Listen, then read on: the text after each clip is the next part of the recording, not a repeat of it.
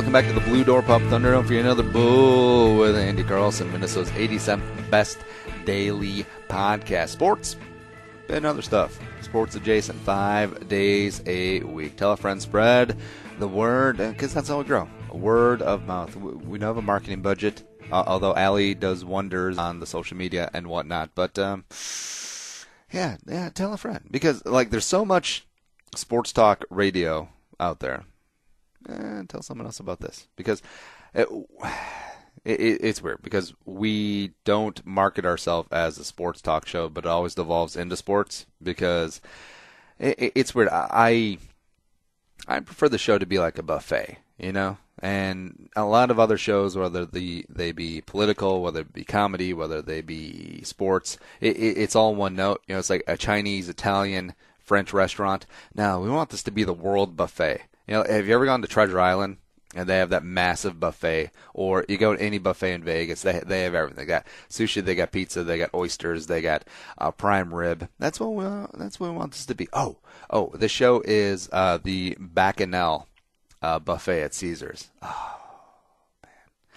Nick and I went there for his birthday one year, and we'll have to relay that story, because that was friggin' amazing. And all right, so before we get to our guest, Eric Eager, he's a professor at UW La Crosse and a contributor at PFF. Very smart intellectual, and we'll be talking about football. But all right, so I got a bitch about this before we get Eric in. So when Nick and we went to the Bacchanal buffet at Caesars Palace, it's very high. As far as buffets go in Vegas, you got the one at Bellagio, which is always going to be phenomenal, except it's always packed, right? And the one at Caesars, I feel, is very, very underrated, and it's very good. And with any buffet, you want to load up on the high-end stuff. You want the oysters, you want the shrimp, you want the prime rib, you want the filet, you want whatever is the most expensive. You want to just beat the hell out of to get your money's worth. You definitely don't get the sunk cost fallacy at a buffet, right? But you want to hammer the high-end stuff. And then, no, I pay for Nick to come to this buffet. It's his birthday. He deserves to go out, even though it's, I think it's like $100 a person. But that's okay. Don't tell the wife. And then Nick, his first plate, he comes in, he's got a dinner roll. I'm like, Nick, what the hell, man? You don't fill up on bread at a buffet? And you'll notice that the buffet people are very smart. They're very strategic, too, is that in between, all the high-end stuff, they'll have lots of bread, they'll have lots of carbs, they'll have lots of rolls.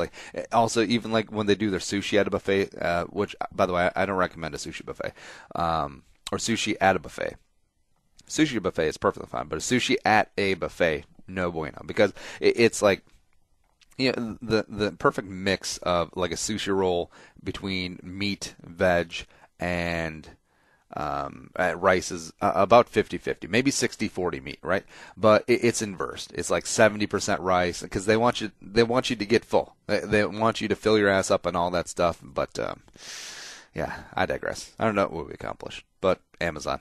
If you want to support the show, easiest way to do it is shop on Amazon, bullshow.co/Amazon. Take it right to the homepage through our link. And here's what happens: we get a couple nickels in the tin, and we keep on going forward here at Bull and Purple for the Win and Dad Mode. And it's the easiest way to support us, because you already shop on Amazon. It doesn't cost you a thing, man, but they know that we sent you, and we get a little credit for that. We get a little brownie points. All right, so let's get to Eric Eager.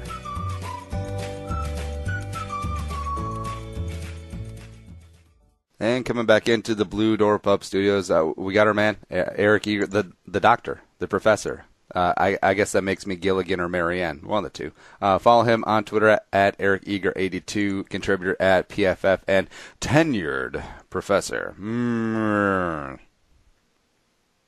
Yeah, I'm 31 years old, so I don't know how that even, I can't even sort of compute that at this point. Although I don't think the tenure goes in for a little bit here, but yeah.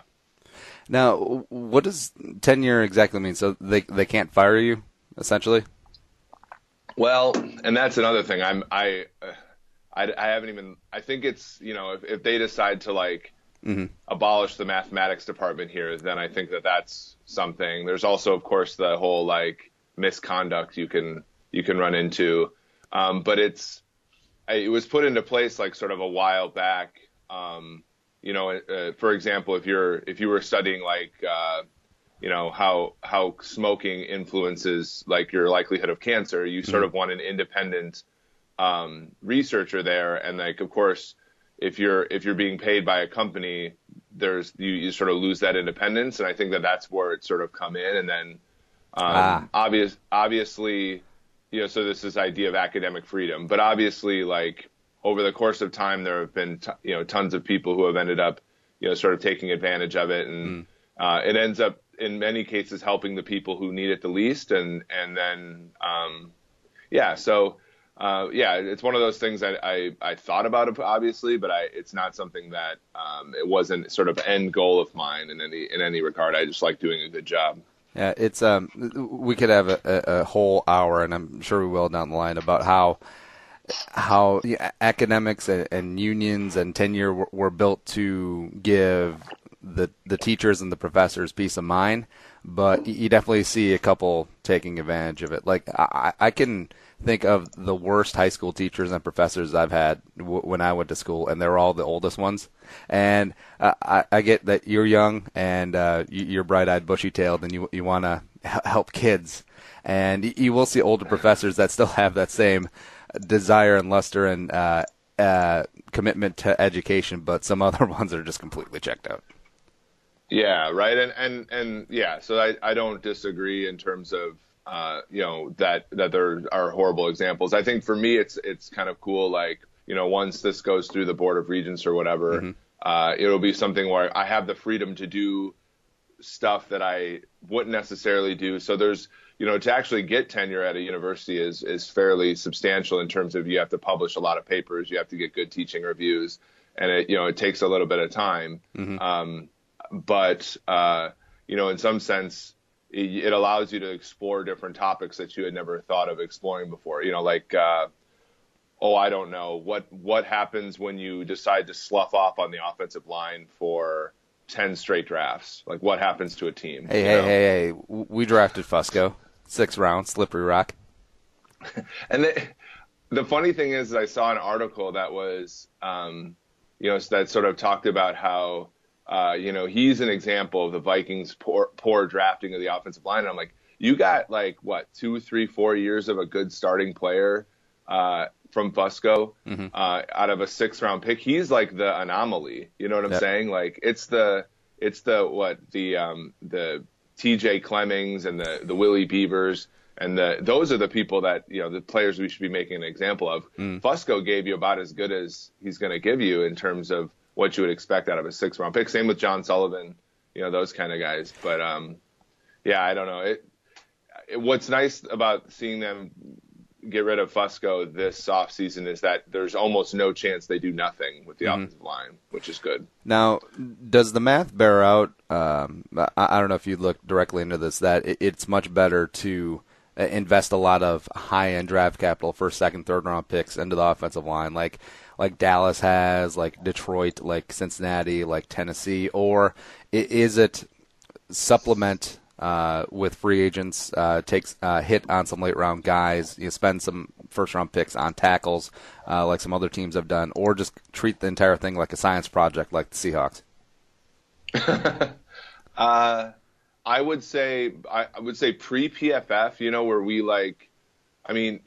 and we're both younger guys, so I don't know if we remember this specifically, but do we really know if Todd Stussy was that good of a left tackle? We know that the Vikings drafted him high, and then they played him basically every game and he made some Pro Bowls, so that probably, is something. But I think, we assume that if a guy's drafted high and he starts right away, that he is actually good. And then I think in the PFF era, you're sort of seeing Eric Fisher for the Chiefs was the first overall pick, and he's probably started every game since he's been with the Chiefs. But he just became a basically league average left tackle this year. And, and same thing, Luke Jokel, somebody that was drafted high. Yeah. And those kind of guys. So I think obviously, with any position, the higher the pick, the better the odds of doing well with that pick are. And I think that different positions are different. So quarterback, clearly the drop off is substantial from, even the first half of the first round down to like the Brady Quinns and basically every person the Browns moved up to draft over the last decade. But then, there are other positions where it's a little bit more spread out. I'd imagine linebacker is a position where, third round guys are fairly good, relative to third round guys at other positions. But I think with offensive line play, what you get is the lack of variance. So like Joe Thomas, once you hit on a guy that's good, he's going to be good for X number of years, right? Yep. And so I think in that regard, the supplementation argument is a really good one to have because, you look at a guy like Andrew Whitworth, and he's been a good left tackle for 10 years. And chances are, if the Vikings invest a lot of money in him, he'll be a good left tackle next year, Yep. So I think in terms of, if you draft a lineman high, it doesn't mean he's going to be good. But you do have to take a lot of chances at those linemen. And you also have to be willing to go after a TJ Lang or something. Ricky Wagner was a guy, the Wagner wagon was one that I think I was on first. But, it's become like he's become like a household name in 3 months. Basically. It's like you're the first fan of Modest Mouse, and then they got big. Yeah, or the Bull Show. I think I was like the first fan of the Bull Show, and now it's like I don't know what top 5 podcasts in the Twin Cities. Just after a week, we're at a solid 87, holding strong, still standing, still strong. Yeah, I mean, other than like maybe you, I think I was the first fan of the show though. What do you think? I'm not even a fan yet. I still don't even like what we've done after 2 weeks, but we'll give it some time. We'll let it marinate. Plenty of kinks to work out. Like, you remember Late Night with Conan O'Brien? Like before he took over the Tonight Show for 7 months. To be honest, no. I had a strict bedtime as a child, but yeah. So anyways, it was his 10th anniversary. I think he did that show for like 15 years. And for the 10th anniversary, Mr. T came out with a cake that said 7. And Conan's like, 7? It's been 10. Fool, you only been funny for 7. That's pretty good. Yeah, that's pretty applicable here. Get back to the draft. I feel like it's been said so much that's almost just like a cliche that's like, 50% of first-round picks are busts, so it's a crapshoot up there. Does the math actually back that up, or is that just something that's been said so many times that people accept it? I'm not sure if it's exactly 50, and I'm not sure that each position is equally likely to bust. But I think that the logic is flawed there in terms of like, so what's the alternative? Like it's the one way that young players it's the one way that young players enter the league, and the first round picks give you a better chance than the second round picks, the third round picks, the fourth round picks. It's like, I don't know. I tend to think of like Green Bay as the example, right? Where I think that they've had a couple decent first round picks over the last 10 years, but they've always like sort of bragged about how they've been able to get guys later and get guys off the streets. And I think like that whole thing goes away when Aaron Rodgers plays like an average quarterback for basically a calendar year, or he gets hurt. Like you just see sort of like how the folly in that, approach. And so I do, it is a crapshoot, but like, especially like with a quarterback. So what are you going to do about it? Are you just going to sign, go after Kirk Cousins or, like those are even less, you have less of a chance of doing that, right? Like the best free agent quarterback last year was Brock Osweiler. He was terrible, Yeah. So, yeah. And the Packers' approach, since they're perennially a good team, usually drafting in the 20s, that they're not going to be infused with top-end draft talent. And Ted Thompson is not going to lift a finger and sign guys in free agency. So what you left is hoping that you hit on some late-round guys. And now they've done that before, but they've gone through a bit of a dry spell. And if you take away Aaron Rodgers and probably Clay Matthews, this team is the Browns, essentially. Yeah, they're the 2011 Colts. Curtis Painter. Remember the days? The should have been picking second behind the Vikings 2011 Colts, But Joe Webb decided he was going to, rush for like 100 yards in like 2 games and then give me false hope in the 2012 wild card round against Green Bay. I still remember that. Yeah, Tony Dungy, Football Night in America, picking the Vikings like, well, the Packers, they struggled last year in the playoffs against Colin Kaepernick, a read option quarterback. So Joe Webb's going to tear him up. Nope. Yeah, I've made a lot of mistakes, in terms of like a value. Like I was, and maybe it was just because I was a Vikings fan, way back, but I was one of those, Aaron Rodgers is just a box score guys, like and his first couple of years they weren't winning, but they would get behind and pick apart the playoff game against the Cardinals was like a perfect example. Yeah. But I was wrong there. But I think like the momentary excitement that I got when hearing Christian Ponder was inactive for that playoff game probably takes the cake. Yeah, well, people forget before the Packers won the Super Bowl in 2010, Aaron Rodgers, those first couple of years he was starting, he was basically Tony Romo. He couldn't win a playoff game. He put up big numbers, but couldn't get it done in crunch time. And then they make a magical run thanks to mostly James Starks, but that's none of my business. And all of a sudden, he's the man. And now he's backed that up. He's definitely rounded form, and he's still probably the second best quarterback I've ever seen in my lifetime. But still, F him. Right. I mean, yeah, I respect the heck out of that guy, but it's I don't know. It's fun to see them not win the Super Bowl all the time. And then, like, they've won what? There's 52 Super Bowls, so they won 4. So you're talking about 1 out of every, 13. Well, so modern era 2. We'll go with that. Yeah, but I don't really count. I don't really count it when there's like 7 teams in the league. I think the Vikings could win a Super Bowl if there were 7 teams in the league. Like, honestly, I don't even count the Vikings Super Bowl losses because that was a way different era. And they were playing Super Bowls at Tulane Stadium, for God's sake. Right. And they were in the Super Bowl, which means they're completely illegitimate anyway, right? Any Super Bowl that contains the Vikings, you got to call into question at that point. NFL champion Vikings, hello. Right, when they lost to the Chiefs. Yeah, they were still the NFL. Yeah.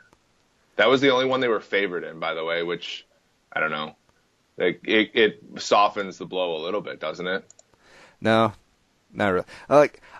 It's weird since, both you and I are younger guys. We weren't alive during those Super Bowl losses, but you see some old grizzled Vikings fan, like in their 60s or 70s, it's just like...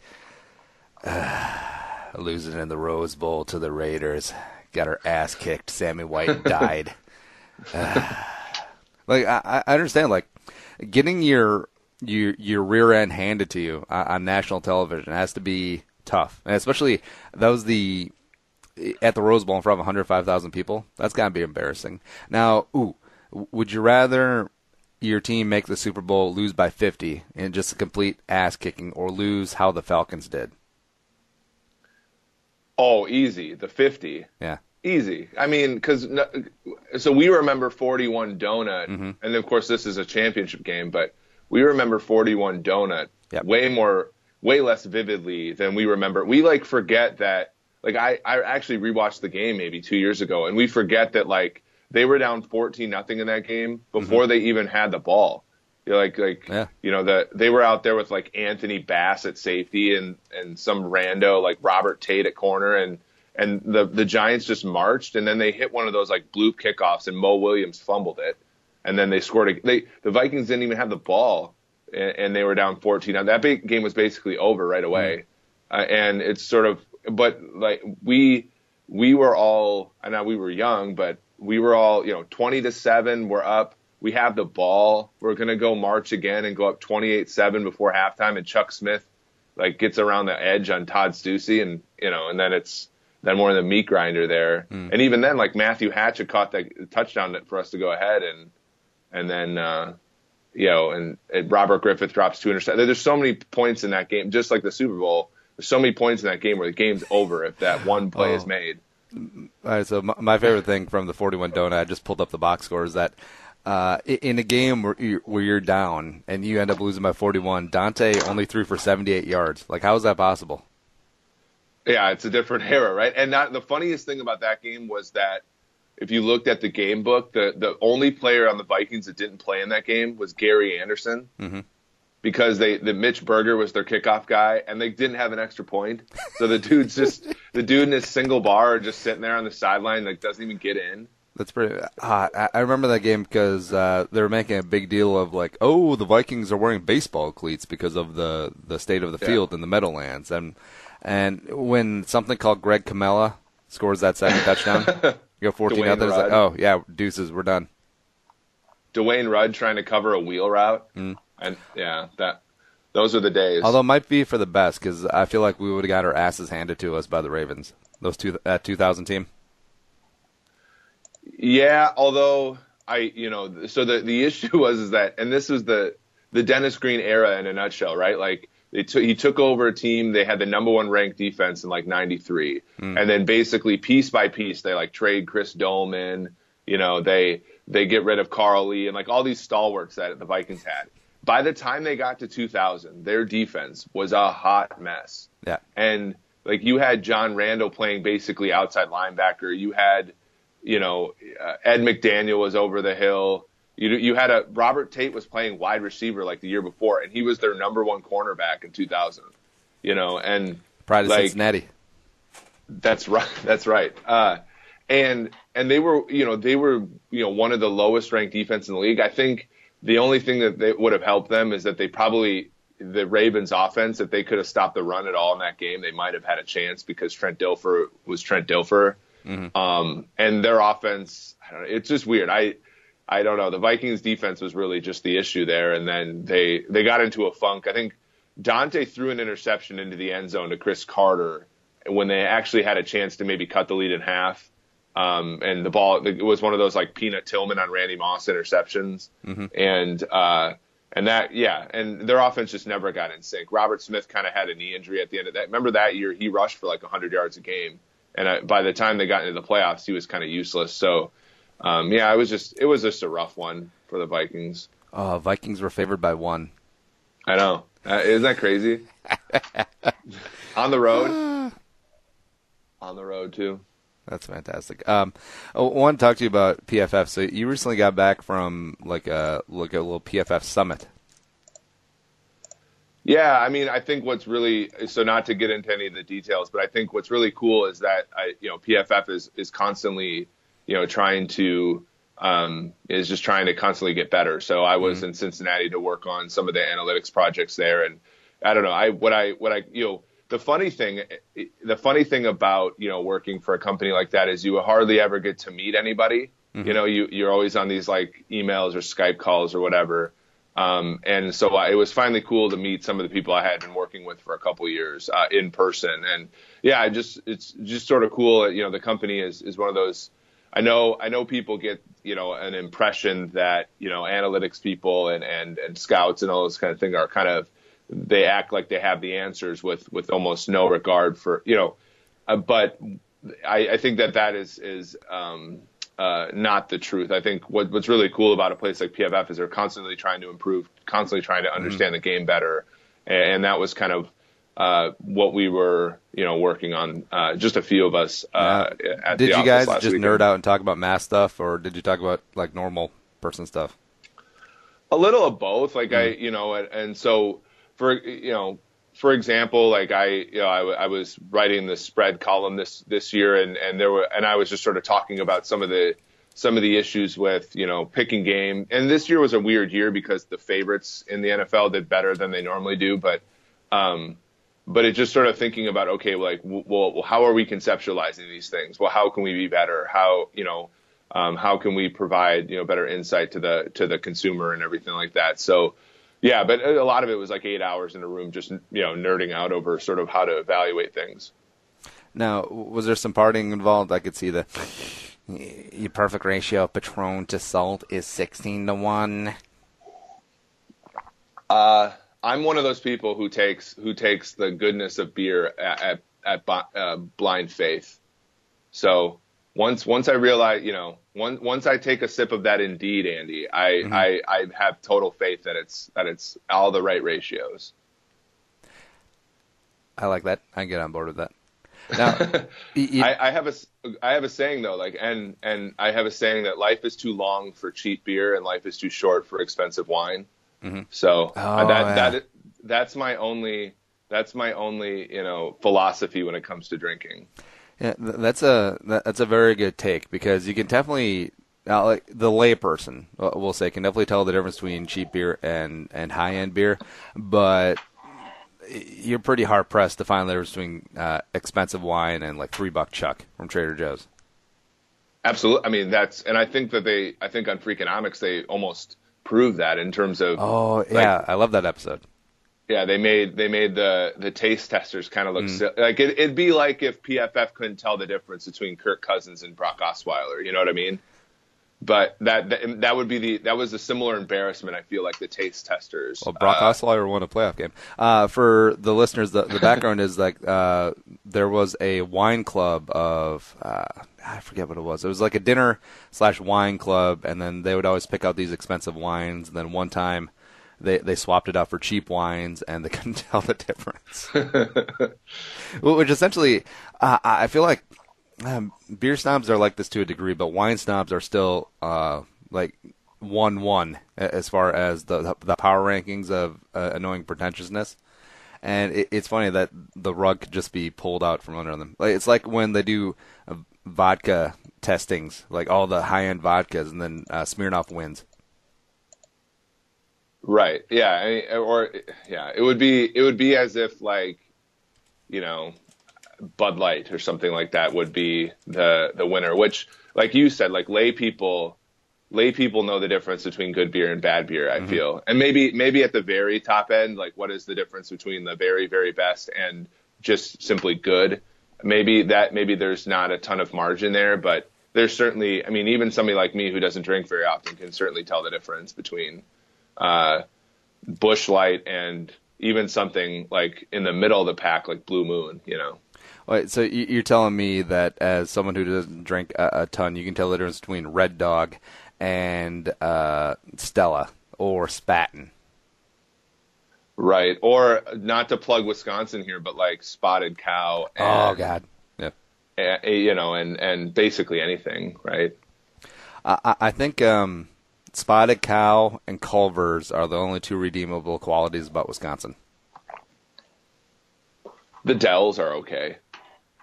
You have a young daughter, as I have too, and that you could probably eventually appreciate that, right? Yeah. Or does she not? Does she not come on vacations yet? She definitely will, and she loves the water. So like the Kalahari and Noah's Ark are going to be right up the pipeline. It's weird, to tangent off. We live probably about like 3 hours from the Dells when I was growing up, and every year there would be like some Parks and Rec or church trip to go to the Dells, and just a bus trip like every single year. I had no idea the sense of time. Like, I didn't know that we were on the bus for 6 hours for a stupid day.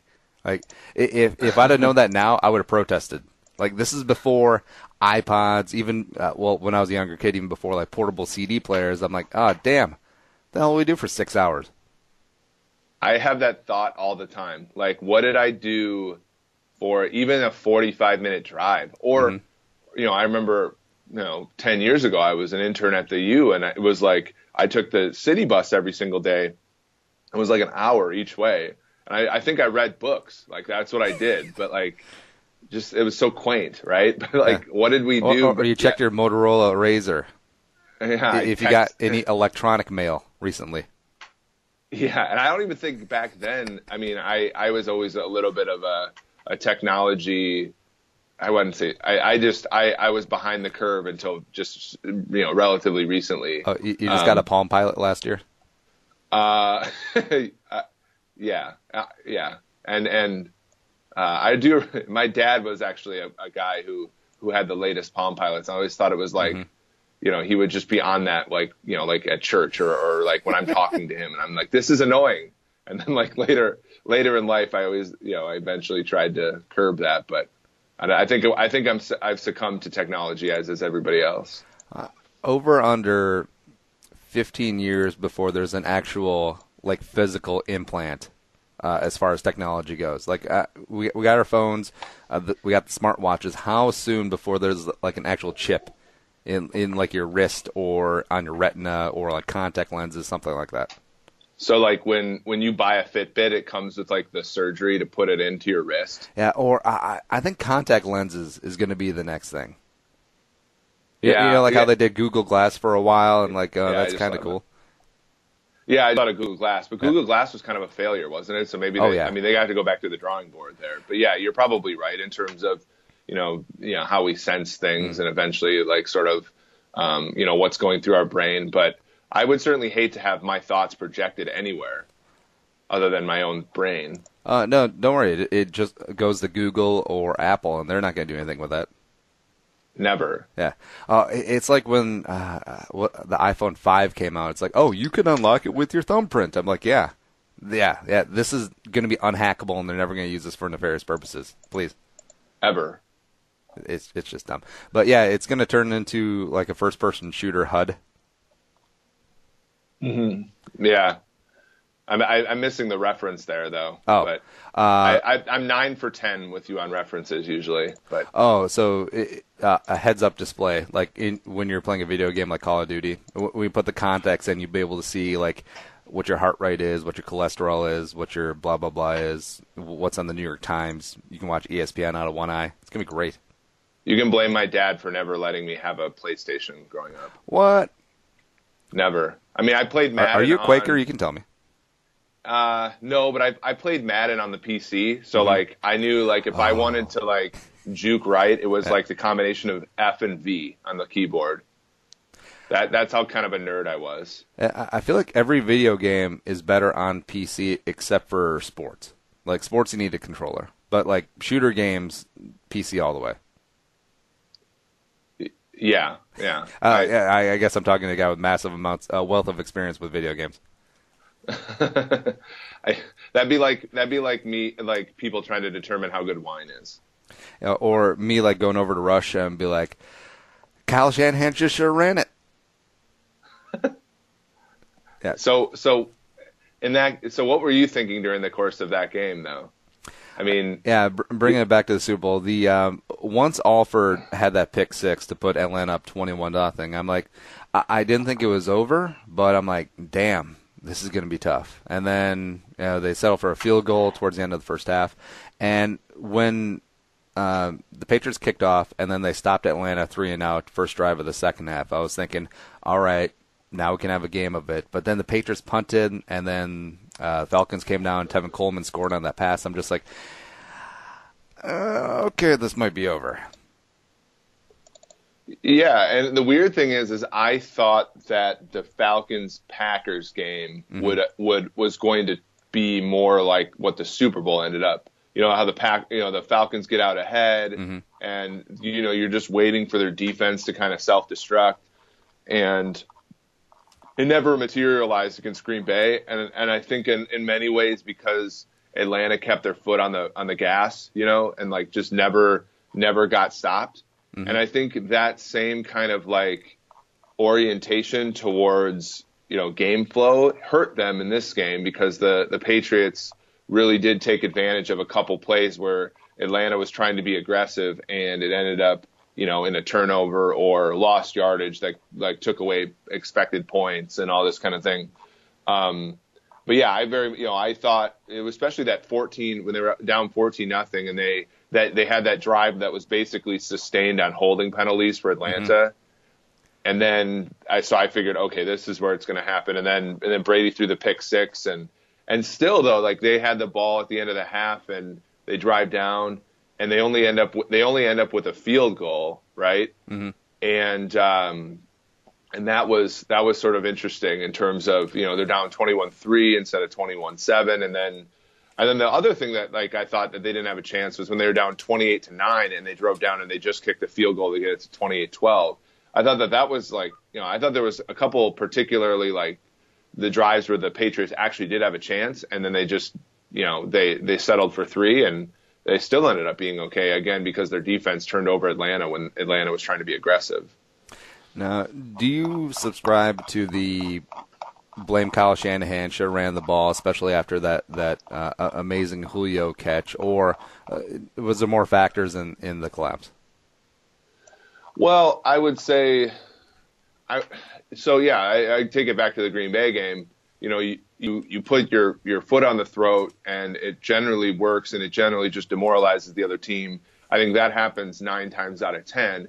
It's just the question is you're dealing with a 1 time out of 10 team, in the Patriots, and with Belichick. I mean, you look at all their Super Bowls, their 7 Super Bowls have all been within 6 points, and so in that case, I don't know. It's weird. Like I still think that they're probably have much better chance of winning than not being aggressive. But I can see the other side that just says, well, if you just run the ball, your kicker is probably good from 60 yards, so you can put the game away with a kick there. So I don't know. I'm kind of on the fence. I think that I think that Atlanta certainly blew the game much more than the Patriots won it. But there's execution. Execution matters too. And, if you pick up Hightower on that blitz and Brady doesn't fumble, or, you don't take a sack in that situation, everything changes, Yeah, I think it's definitely more hindsight, and give Shanahan credit. Like, he was going to go down the way that they've gone down all year long. Like, he won deep down. Like, he knew obviously he knew this was going to be his last game as offense coordinator. He wanted to put up 50. He wanted to put up 50 on the Patriots, go out with a bang. But yeah, I think when it got tight and the Patriots started making a comeback, the inexperience of the Falcons to just make a play, hold on, because there was probably about half a dozen plays in the second half where if the Falcons make any of them, they hold on, they survive, they win the Super Bowl, and everyone in Atlanta's happy. But they just didn't. And the Patriots towards the end did everything right, and it speaks to experience. It speaks to Belichick coaching his ass off, and Tom Brady being the GOAT. Right. They're the outlier team, right? So, I think any other team in that scenario doesn't catch Atlanta, but New England does, and they do it in weird ways, right? Like, the Vikings would, except they'd screw it up in overtime. They would have missed the 2-point conversion. Let's be real. Yeah. Like Cordero fumbles the opening kickoff of overtime, and somehow Atlanta gets a safety out of it, and it's over. Right. Yeah. And the overtime rule is such that happens, right? Like, yeah, I agree with you. I think something really weird happens, and yeah, they come back, and what was that one game where I don't remember if it was like 2003 or 2004 where the Saints did that one like Music City Miracle kind of play, and they actually scored a touchdown on it, and then like John Carney missed the extra point. It was Saints Jaguars. Yeah, they make this miracle like severing lateral play to get within 1 at the end of regulation. They missed the extra point, and that was before they moved the extra point back. That would be what the Vikings would do. Yeah, or this year was it the Falcons Broncos, or what was that game? Oh yeah, the Saints Broncos. Oh, the Saints Broncos. There we go. The Saints scored to tie the game, maybe, or maybe to go down 1. I can't remember. Down 1, and then the Broncos, Justin Simmons, who I really loved out of Middle Tennessee State, he blocked the extra point, and then they ran it back for 2, and there was a walk-off return. Yeah. Well, and even in the Atlantic Falcons, they against the Chiefs, like they scored a touchdown to go up 1, and then they went for the deuce to make it a 3-point game, and Eric Berry housed the interception to flip the score from -1 to +1 in the Chiefs' favor. Like something like that is kind of it's pretty funny. Now, Eric Berry, that's a smooth segue to talk a couple of free agents. Now, Berry played under the franchise tag this year, and the franchise tag window is open now for 2 weeks. Chances are they probably won't tag him again, the Chiefs, but that's a pipe dream. Like, Eric Berry hits free agency, pairing up with Harrison Smith, and let's friggin' go. But who are some other free agent names that you got your eye on? Well, yeah, the Eric Berry one actually came to my mind when I realized we were going to talk today, because he's a player who's played in the box in his career, but the last year in Kansas City, he very much played over the top because they had some weaker cornerbacks. And imagine, a guy that just like shuts down the deep part of the field and allows Harrison Smith to kind of just play underneath would be, that would be an amazing come up for that defense, but it's probably not going to happen. I mean, they do have enough cap room. I think Barry would probably require $12 million or something a season. But they obviously have other needs. I think I'm very much an Andrew Whitworth guy. If he gets on the market, I think you'd throw a lot of money at him. Like we talked about a little bit earlier, if you're talking about, expected production, I think even being old, a 35-year-old tackle, you're not going to get a lot of things that are worse than what he's done. I think a guy, I'm sorry to interrupt. So if for just a 1-year deal, say we're not looking to the future because Barry's obviously a lot younger than Andrew Whitworth. If you had your druthers and the money was equal, Whitworth or Eric Berry, who you got? Whitworth, because I don't think for a 1-year deal, so you can have the best defense in the world or something, the Vikings defense last year was quite good, and they still didn't have it. They still didn't make the playoffs because their offense could not do anything in many games, right? I think that's the huge thing. If you had an average left tackle and the margin was going from average left tackle to Andrew Whitworth, I changed my answer. But you have below replacement level play at tackle currently, and so that's where I kind of draw the line, I guess, in terms of what I would look for in terms of whether it be Andrew Whitworth or Eric Berry. But I don't know. I do think safety is still a position the Vikings should go after, simply because, and this is kind of the same thing with linebacker too, is that your two starters aren't terrible, but injuries sort of completely decimate you. Having Emmanuel Lemur play, for example, at linebacker is just something that is unacceptable. Having Jaron Kearse or Anthony Harris play at safety, the drop off is just so substantial. I think if your backup safety is Andrew Sendejo, you're still going to be a pretty good defense when your best safety gets hurt, kind of thing. So I don't know. I'm just thinking about a lot of depth related issues. The Vikings have some players at the safety position who I just don't think are ready. And it'd be nice to have a third safety that could be more creative in possible dime and nickel situations with Sendejo than they have been previously, because they have never had a third safety under Zimmer. Who are some other names?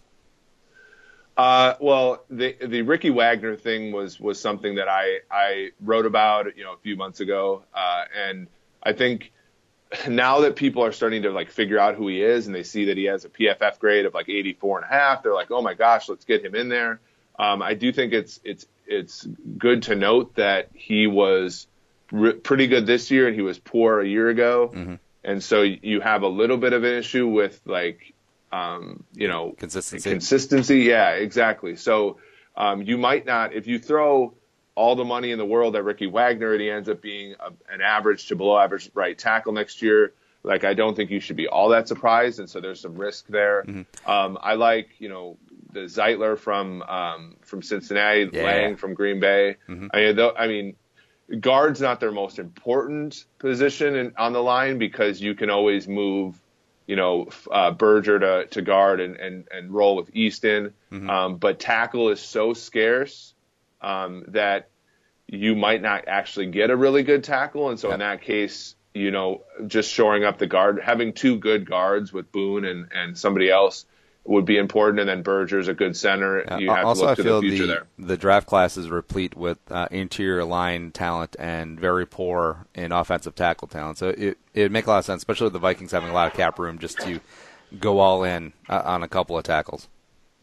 Yeah, that's right. And if they can't, I think that's where you sort of look and try to be elite in the middle of the line. But it's one of those things where we saw last season that if you don't have even replacement level play at tackle, there's almost no opportunity for your offense to score. I mean, the Vikings were putting up in the teens in many cases offensively for a lot of the year and still finished 8-8, which is sort of crazy. And I think, if you get competent play at tackle, let alone kind of Andrew Whitworth level play at tackle, I think it does a world of difference. Let's say the Vikings strike out on Whitworth and Riley Reef and anyone else who could come in and play left tackle. Would you re-sign Matt Khalil for $6 million a year? Yeah. I mean, for a 1-year deal, yeah. Because again, like when you dealt with a year of below replacement level play at the tackle position, you immediately, like, our thought is, okay, well, let's get the best guy, right? Mm-hmm. And I mean, if you even get up to like average play at tackle, which I think is Khalil's ceiling, then again, that does a huge service to your offense moving forward, in my opinion. No, this is going to be like the Joe Mauer contract year. Like Matt Khalil will sign a 1-year cheap deal, play out of his mind, get like a huge 5-year contract, and then suck again.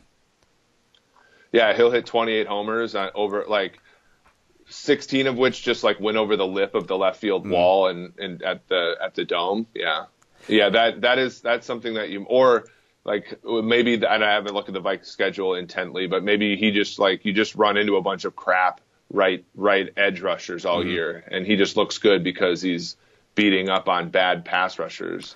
I love the Joe Mauer, the contract year is like the biggest open secret around Twins fans. Like, oh yeah, maybe there was something else in that milk.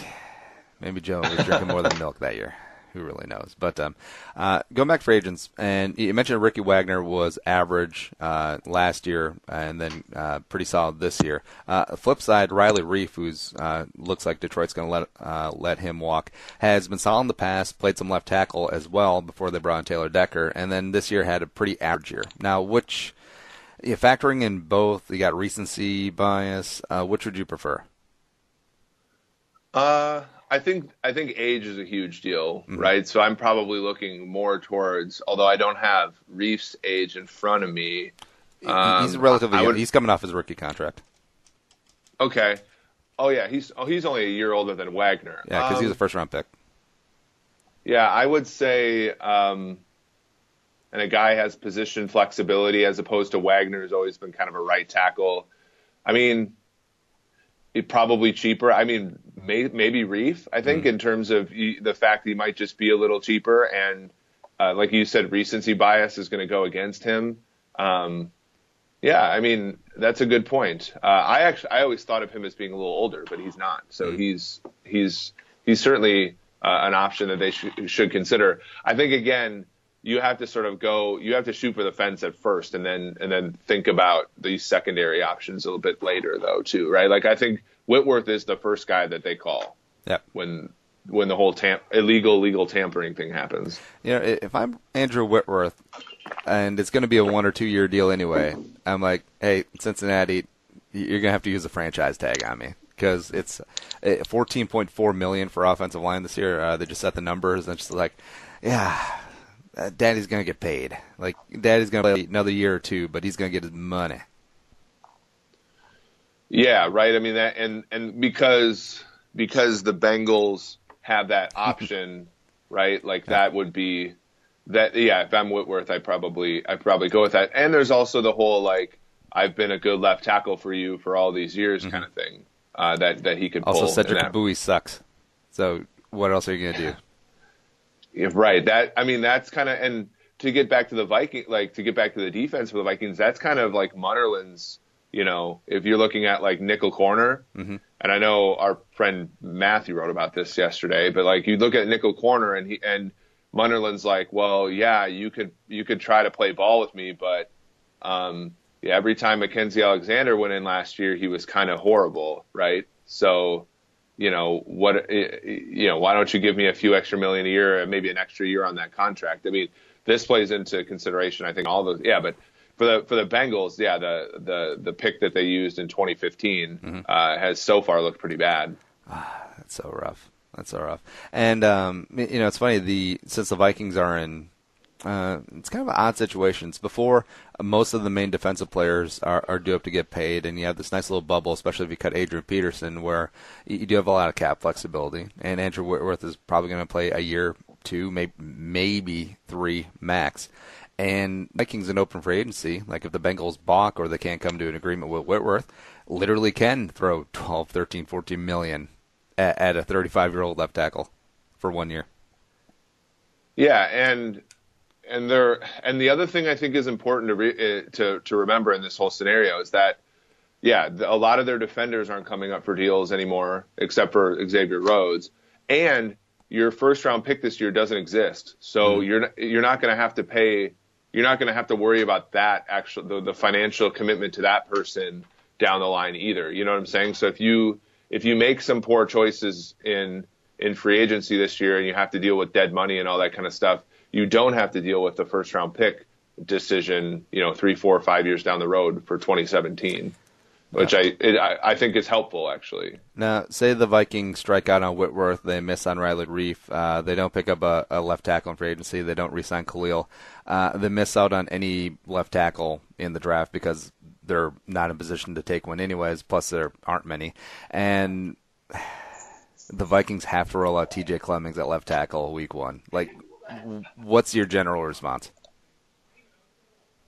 I don't. There was a media member in this market who said if the Twins open the season with Nick Blackburn and Ryan Dunsing and somebody else in the rotation, he's not going to acknowledge them for a month.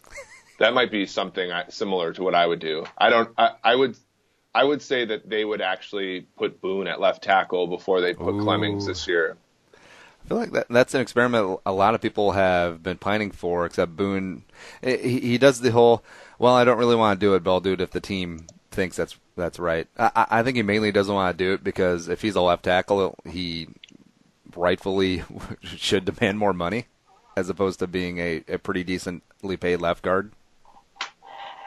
Yeah, that could be true. Although he's locked into his current deal, right? Like he's probably so.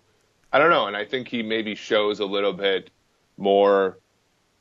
If he's competent at left tackle in his next contract, he garners a little bit more respect or a little bit more money just because he played out there competently in the in the interim. But I don't see a way. I think Rashad Hill plays over Clemmings. I think Jeremiah Searles plays left tackle over Clemmings. Mm-hmm. I think I'd be. I mean, the issue is TJ Clemmings actually has a fairly decent number of measurables that like project out to being a good tackle. But I think at this point the toothpaste is all out of the tube. Mm-hmm. I don't even know if he's on the roster next year. Ah, damn.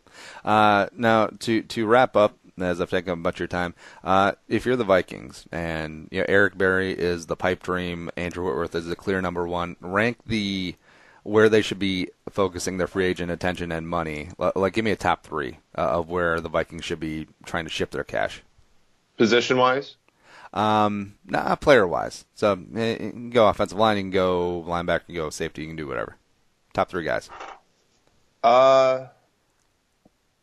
Whitworth, tackle. Oh, yeah. Whitworth's a given, but give me the rest. I would say that they should consider Reif or Wagner at a tackle position. I would say somewhere in the in the interior of the line as well. Like, I don't think that there's anything. So the Zeitler, Lang, which leaves me just one non-offensive line position, and then I think from there, wide receiver. So whether it's repaying Adam Thielen, re-signing Adam Thielen, another pipe dream for them would be somebody like Alshon Jeffrey from the Bears. Mm-hmm. But even like, somebody like, and I got this name actually from Matthew Collar, but like Kenny Britt, just like kind of a big guy that can go down, like basically what they wanted Laquan Treadwell to be. Oh no, we're going to the Sam needs a tall wide receiver narratives now. Shit.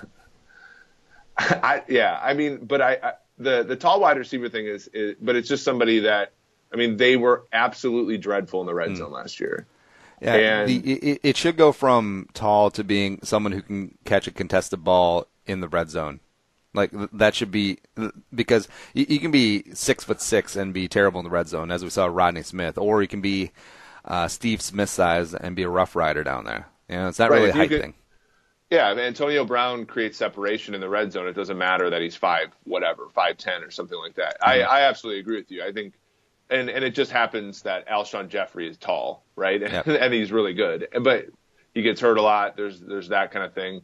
I would say, it just depends upon whether they think Adam Thielen is somebody who is going to continue to play the way he's played. There's another player like Terrell Pryor is somebody that it's similar, right? Like he's same age, has kind of just had one good year as a receiver. So I would love Terrell Pryor and Alex Boone just being in the same locker room every day.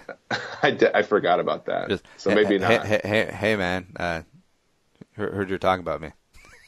Yeah. Even somebody like, I know he's a little older, but Pierre Garcon's not a bad player at all, and he's a free agent. So, yeah, those kinds of – I think an extra target would certainly help them. You look at, like, the Detroit game on Thanksgiving when Stephon Diggs didn't play. Moving the ball was just so difficult that game for the Vikings. I just don't think it's like cornerback. I just don't think you can have enough bodies in the room that are good. And I think the Vikings currently have one guy and then two if you count Thielen when they tender him. They have two guys under contract who you can trust. And then, of course, there's Jarius Wright. It's weird. I say we cut Jarius Wright and just eat whatever piddly amount of dead money that we got to eat, and then just take the remainder and give it to Victor Cruz. Because I get it. He's coming off multiple injuries, but he actually played well this year, and I think he's another year removed from those injuries. He'll get a little bit healthier and could actually contribute in 2017.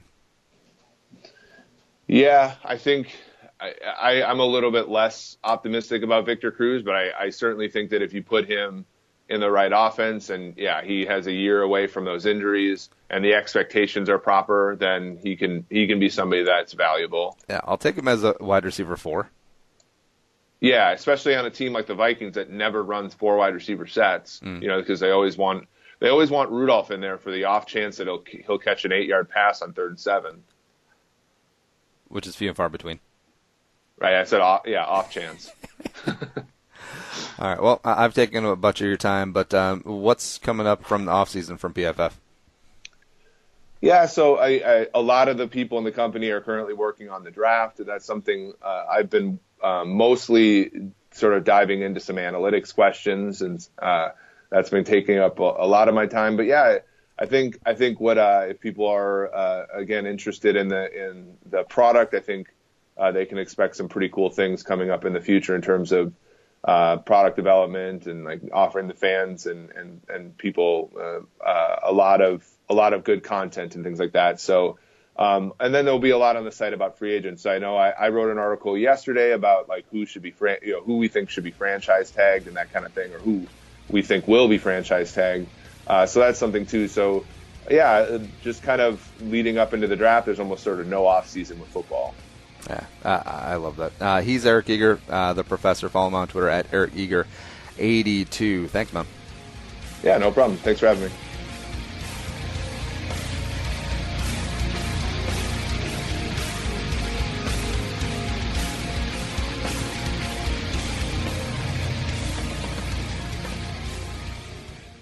And awesome stuff from the professor. And, like I said, we'll have to have him on as a regular contributor. He's definitely the analytics guy that I really like, mainly because he's not smug about it. Like, there's so many people in analytics communities, and you know the types, whether it be football, whether it be baseball, whether it be pretty much anything. Hell, like even talking about craft beer and wine snobs, they can fall into that trap as well. But Eric, he's got a good sense of humor, and he's paid because he's tenured. Yeah. Also paid. If you don't have tenure, get down to the Blue Door Pub because it's still February Wingery all month long. $7.50 for a pound and a half of wings. They're just wing it flavor of the moment. Also, their 12 delicious sauces. Highly, highly, highly recommend the Frogtown. Get down to the 3 locations along Velo, the original in St. Paul, in University on Como. Hit that up. Oh, and the Blue Sea of the moment, the Lumberjack. You've heard me talk about it before. My God.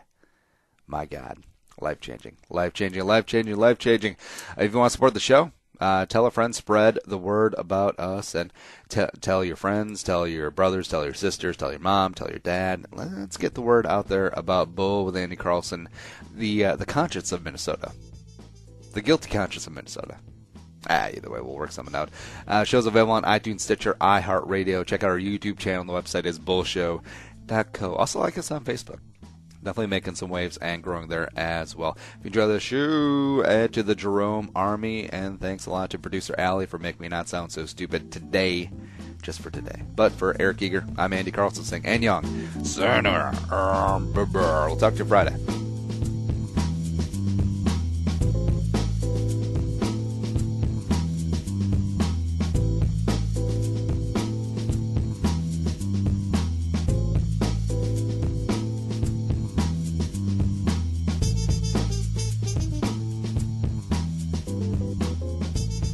Thanks for listening to Bull with Andy Carlson, Minnesota's 87th best daily podcast.